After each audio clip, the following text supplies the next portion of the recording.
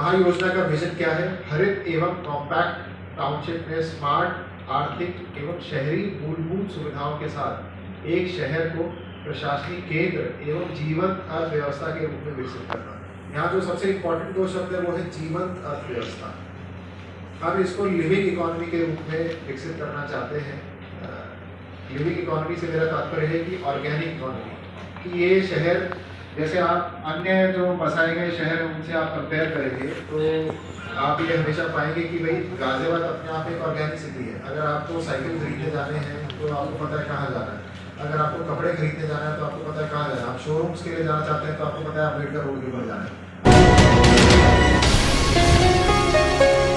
उत्तर प्रदेश के मुख्यमंत्री योगी आदित्यनाथ उत्तर प्रदेश को 1 ट्रिलियन की इकोनॉमी और औद्योगिक विकास की दौड़ में लाना चाहते हैं।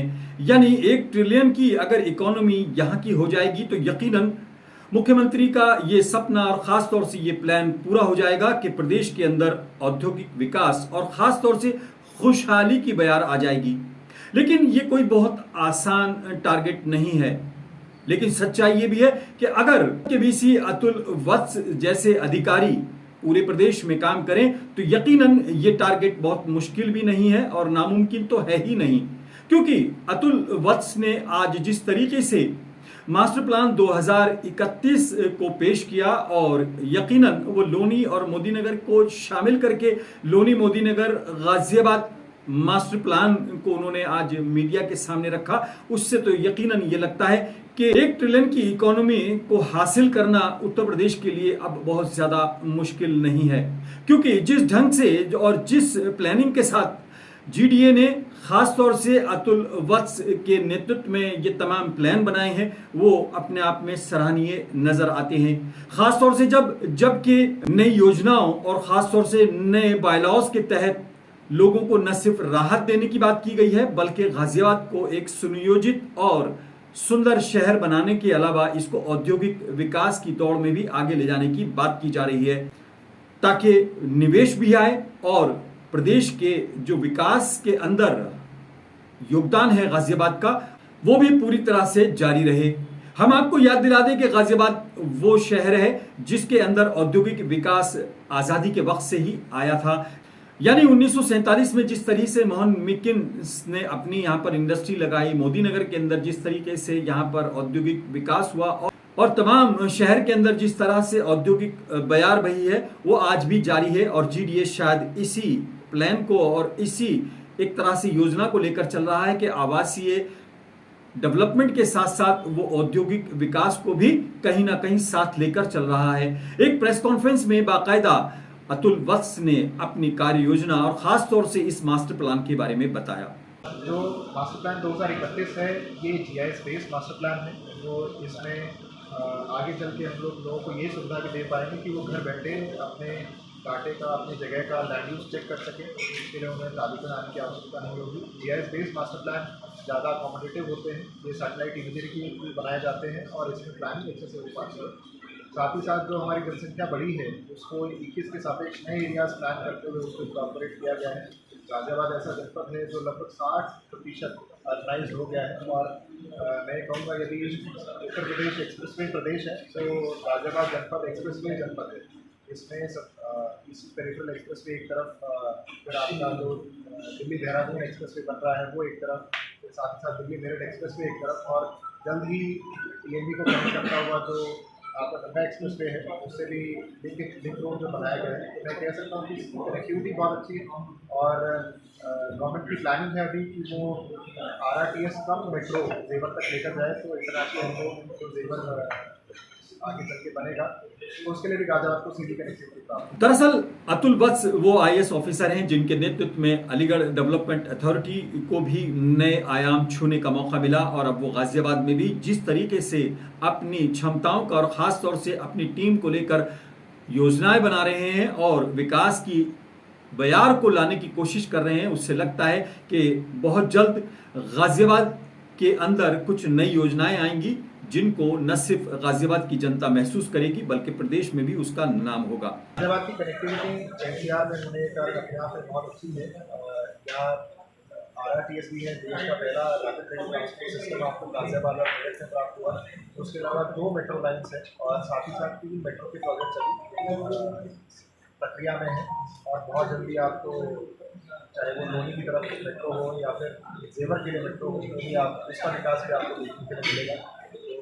तो ये माननीय मुख्यमंत्री जी की प्राथमिकताओं में से है और जनपदीय समीक्षा जब उन्होंने की थी तो न केवल मेट्रो बल्कि एक इंटरनेशनल स्टेडियम के लिए भी उन्होंने प्रदर्शित किया था, हम लोग उसके लिए भी कार्य कर रहे हैं। अगर अतुल वत्स की बात पर यकीन किया जाए तो उन्होंने जिस ढंग से गाजियाबाद को पेश किया और ख़ास तौर से उन्होंने अमेरिका के डेवलपमेंट से भी कंपैरेटिवली बात करते हुए इसको समझाने की कोशिश की, वो भी अपने आप में एक अनूठी बात है। आपने अभी ये कहा था कि जिस तरीके से 1947 में पहली इंडस्ट्री यहाँ पर आई, आज के संदर्भ में अगर आप देखें तो न्यूयॉर्क से आप इसे कंपैरिजन कर रहे थे, तो थोड़ा सा डिफाइन कर दें। मैं ये बातें इसलिए आपको कह रहा था कि गाजियाबाद एक प्रमुखतः एक औद्योगिक टाउन के रूप में बना था और मैं ये बात आपको इसलिए कहना चाहता था कि जैसे अमेरिका में कैपिटल तो वॉशिंगटन है, लेकिन जो उनकी एक्चुअल कैपिटल है जहाँ सारे फाइनेंशियल और बाकी चीज़ें होती हैं, दैट इज न्यूयॉर्क। तो आप देखेंगे कि जो हमारा NCR का एरिया है इसमें हमारे मुख्यतः 3 सिटीज़ आते हैं, नोएडा, ग्रेटर नोएडा और गाजियाबाद। और जैसे एक औद्योगिक काउंसिल की संरचना तब की गई होगी स्वतंत्रता दिवस के साथ जब देश आज़ाद हुआ था, वैसे ही जितना औद्योगिक एरिया हम लोगों ने इस बार एक्सपैंड किया है। तो हमारे उद्देश्य है कि जो सिटी के इंडस्ट्रियल एरियाज़ हैं वो अपने आप को रीइमेजिन करें, रीडेवलप करें और बाहर जो हमने औद्योगिक एरियाज़ लगाए हैं उसमें जाके बसें और इस सिटी को हम लोग और डिकंजेस्ट कर सकें और रिन्यूएबल कर सकें, यहाँ पे स्टैंडर्ड ऑफ लिविंग को हम लोग बढ़ा सकें, क्योंकि इन दी एंड NCR में रहना चाहते हैं और यहाँ जो सुविधाएं आपको प्राप्त होती हैं, जो स्टैंडर्ड ऑफ लिविंग है, बाकी के लोग से प्राप्त होती है। GDAVC और उनके साथ उनके पूरे अमले ने बाकायदा मीडिया के सामने न सिर्फ महायोजना 2031 के बारे में विस्तार से बताया, बल्कि अपने PPT मॉडल को बाकायदा स्क्रीन पर दिखाकर एक एक स्लाइड से एक तरह से बाकायदा विस्तार से समझाते हुए बताया कि हम क्या करने वाले हैं और हमारे ये करने से गाजियाबाद को, गाजियाबाद की जनता को और ख़ास तौर से उत्तर प्रदेश को क्या कुछ मिलने वाला है। किसी की भी रोड हो, चाहे PWD की रोड हो, चाहे जिला पंचायत की रोड हो, चाहे किसी प्राइवेट डेवलपर की रोड हो या हमारी अपनी रोड हो, 24 metre and above mix land use का प्राविधान गवर्नमेंट ने नए बिल्डिंग बायलॉज में कर दिया है। मिक्स लैंड यूज से क्या तात्पर्य है कि भाई जो लैंड यूज वहाँ लगा हुआ है वो लैंड यूज प्रभुत्व रखेगा, डोमिनेंट लैंड यूज आएगा और उसके अलावा आप लोग जो बचा हुआ है उसमें कोई अन्य क्रिया कर पाएंगे। उदाहरण के तौर पे जैसे कविनगर में है आपका, तो वो कविनगर आपका रेजिडेंशियल लैंड यूज है, लेकिन अगर किसी ने वहाँ दुकान बना रखी है तो वो जो टोटल एरिया अगर उसका 3000 स्क्वायर फुट है तो 1501 उसको रेजिडेंशियल रखना पड़ेगा और 1499 में वो दुकान कर सकता है। सबसे ज़्यादा जो हमारा आप देखें ग्रीन एरिया जो स्क्रीन पे देखें एक बार, 14 से 16% चाहिए होता है, लेकिन 20% के आसपास हम लोगों ने इसमें ग्रीन एरिया रखा है। और हम लोग कोशिश ये करेंगे कि नॉन कन्फर्मिंग भू उपयोग का भी हम लोगों ने सर्वे करना शुरू कर दिया है। काफ़ी सारे मीडिया बंधु वहाँ पे 24 मीटर पे अभी निर्माण है और वो अनधिकृत की श्रेणी में है, चूंकि वो रेजिडेंशियल लैंड यूज था उस पर उन्होंने कमर्शियल उपयोग कर लिया है। उनके पास एक बहुत ही सुनहरा अवसर है, बहुत ही सुनहरा अवसर है और हम उनको हाथ बढ़ा करके आमंत्रित कर रहे हैं कि वो अपनी कंपाउंडिंग करा लें। जो हमारा नया बिल्डिंग बायलॉज है उसका अध्याय 16 है कंपाउंडिंग के लिए। 24 मीटर के ऊपर जिनका भी प्लॉट है जो रेजिडेंशियल कैटेगरी का है और उसमें उन्होंने कमर्शियल कर लिया है या कोई भी ऑफिस बना लिया, कोई भी एक्टिविटी ऐसी कर ली है, उनके लिए बहुत ही सुनहरा अवसर है। मास्टर प्लान 2031 यानी GDA की वो योजना जिसको लेकर GDA के VC अतुल वत्स और उनकी टीम बेहद उत्साहित है, उसमें कुछ खास बातें हैं। ग्रीन बेल्ट को डेवलप करने की और उसको बढ़ाने की बात है, औद्योगिक क्षेत्र को बाकायदा इंक्रीज करने की बात है। इसके अलावा और तमाम चीज़ों को भी उन्होंने मद्देनजर रखते हुए इसको एक तरह से GIS सिस्टम है उससे भी जोड़ने की बात की है, यानी कुछ नया करने के लिए GDA के VC अतुल वत्स लालित हैं, बेचैन हैं।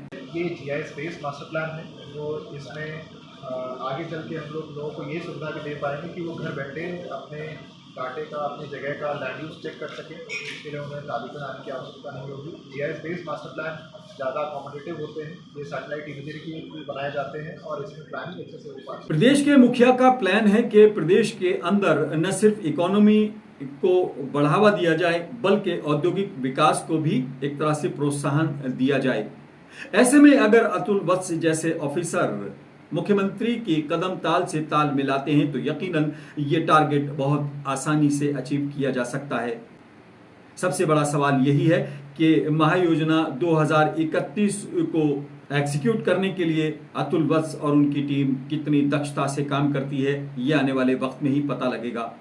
आज फिलहाल इतना ही। अपने मेजबान आजाद खालिद को इजाजत दें।